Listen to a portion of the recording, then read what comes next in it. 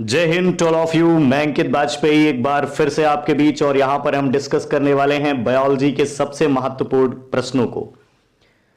जैसा कि मैं आपको हमेशा बोलता आया हूं कि आपको आंसर देने से पहले वीडियो को पॉज करना है, आंसर देना है, फिर आगे आंसर देखना है। तो चलते हैं हमारे पहले सवाल की तरफ, जो कुछ इस प्रकार से है। जंतुओं एवं पादपों के वैज्ञानिक वर्गीकरण से संबंधित विज्ञान की शाखा क्या कहलाती है? ऑप्शंस हमारे पास है पदानुक्रम, दूसरा ऑप्शन है वर्गीकी, तीसरा ऑप्शन है अनुवांशिकी और चौथा ऑप्शन है आकृति विज्ञान।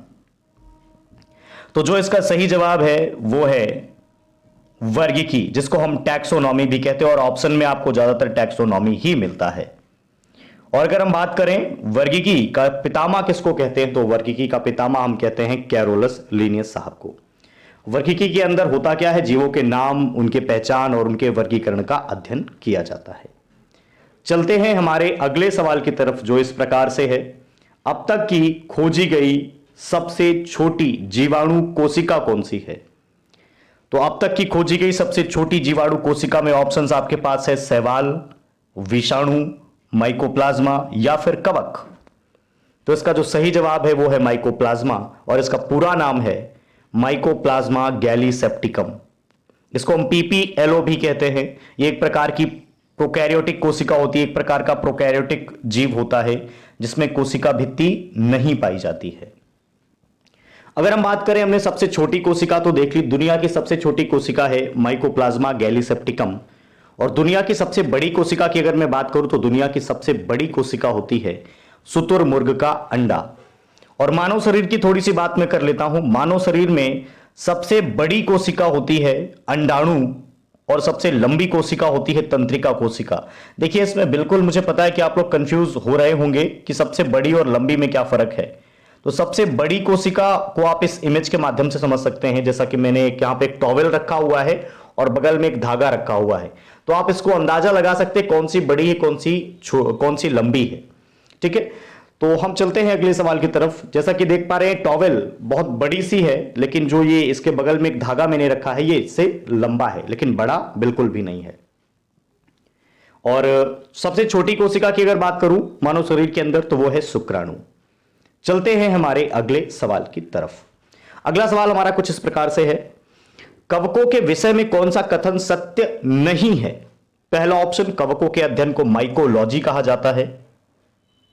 दूसरा ऑप्शन, कवक उन स्थानों पर पाए जाते हैं जहां पर जीवित अथवा मृत कार्बनिक पदार्थ पाए जाते हैं। तीसरा ऑप्शन, यीस्ट, जिसको हम खमीर भी बोलते हैं, और मशरूम कवक के अच्छे उदाहरण हैं। और चौथा ऑप्शन, कवक अपना भोजन स्वयं बनाते हैं।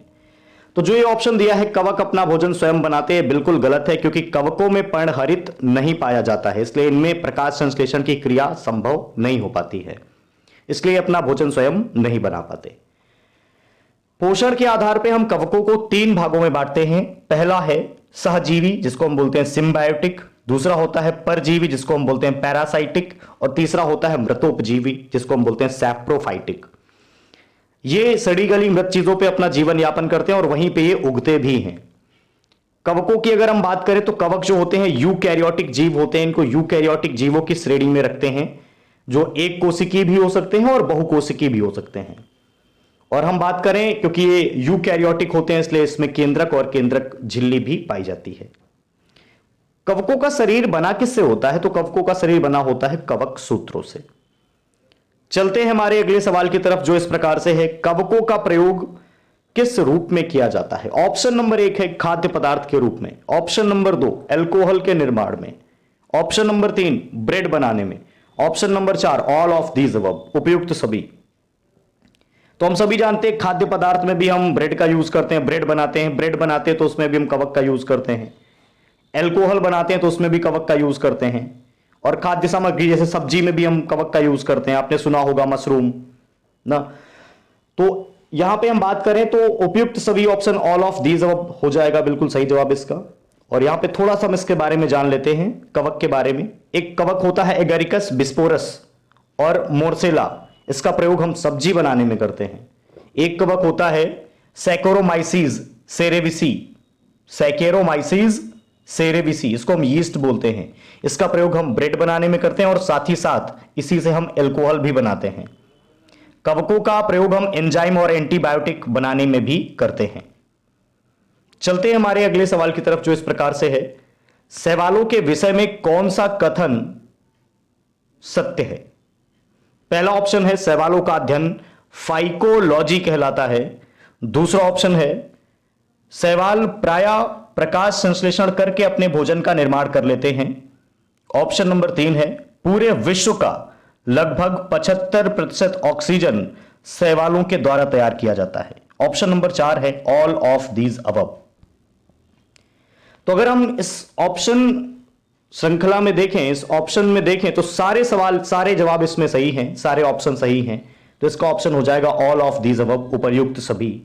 हम सभी जानते हैं कि शैवालों में पर्णहरित पाया जाता है और ये प्रकाश संश्लेषण की क्रिया भी करते हैं। अगर प्रकाश संश्लेषण की क्रिया करते हैं तो ये अपना भोजन स्वयं बना लेंगे। इनके अध्ययन को हम फाइकोलॉजी कहते ही हैं। और जो प्रकाश संश्लेषण करता है उसमें ऑक्सीजन भी बनती है। और आपको यह बात जान के हैरानी होगी कि पूरी दुनिया का, पूरे विश्व का लगभग 75 से 90% ऑक्सीजन प्रोड्यूस शैवाल ही करते हैं। तो दैट्स ऑल। जय हिंद। आज के वीडियो में बस इतना ही, मिलते हैं कल। जय हिंद।